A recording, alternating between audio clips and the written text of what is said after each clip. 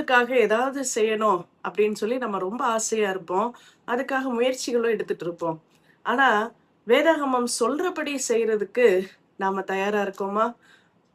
இந்த ஒரு பெரிய கேள்வியோட நான் ஒரு புது சீரீஸ் ஆரம்பிக்கிறேன். த B series.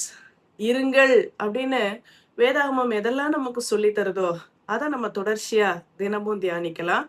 So welcome to the B series. இன்னைக்கு நம்ம பார்க்க போறது பேதுரு எழுதின முதலாவது நிருபம் 15 மற்றும் 16வது வசனங்களை நம்ம வாசித்தா, உங்களை அழைத்தவர் பரிசுத்தராய் இருக்கிறது போல நீங்களும் உங்கள் நடவடிக்கைகள் எல்லாவற்றிலேயும் பரிசுத்தராயிருங்கள். நான் பரிசுத்தர், ஆகையால் நீங்களும் பரிசுத்தராயிருங்கள் என்று எழுதியிருக்கிறதே அப்படின்னு பேதுரு எழுதுறாரு. நான் பரிசுத்தர், அதனால நீங்களும் பரிசுத்தராயிருங்கள்.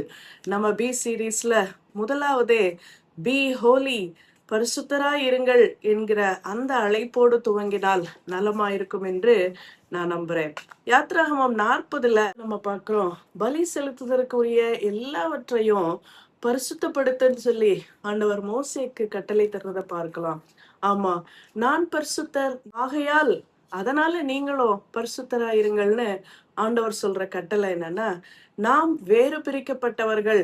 ஒயிட் ட்ரெஸ், ஒரு திருமண நிகழ்வு போன்ற ஒரு நிகழ்வுக்காக வாங்குற ஒரு ஒயிட் ட்ரெஸ், ரொம்ப ராயலா பணம் நிறைய செலவழித்து வாங்கப்பட்ட அந்த ஆடைய அணிந்து கொண்டு வீடை சுத்தப்படுத்துறதுக்கு, கார்ல உள்ள அந்த கிரீஸை துடைக்கிறதுக்கு, அந்த கேரேஜில் ஒர்க் பண்றதுக்கு, பெயிண்ட் அடிக்கிறதுக்கு நாம பயன்படுத்துவோமானா நிச்சயமா கிடையாது.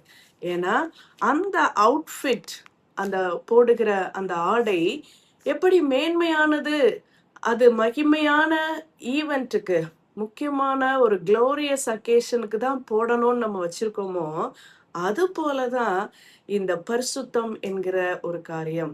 ஆண்டவர் உங்களையும் என்னையும் அந்த யாத்ராகமம் 40ல சொல்லப்பட்டது போல எல்லாவற்றையும் பரிசுத்தப்படுத்து, அதெல்லாம் என்னுடைய வேலைகளுக்காக பயன்படுத்தப்படும் சொல்றாரு. நீங்களும் நானும் வேறு பிரிக்கப்பட்டவர்கள். அவருடைய பரிசுத்தம் உங்கள்கிட்டையும் ஏன்ட்டையும் இருக்க வேண்டியது அவசியம். நான் பரிசுத்தர், ஆகையால் நீங்களும் பரிசுத்தராயிருங்கள். நம்முடைய சிந்தையில், செயலில், சொற்களில் பரிசுத்தம் காணப்படட்டும். ஏன்னா நம்மை அழைத்தவர் பரிசுத்தர், ஆதலால் நாமும் பரிசுத்தராயிருக்க அழைக்கப்படுகிறோம். B Holi. God bless you.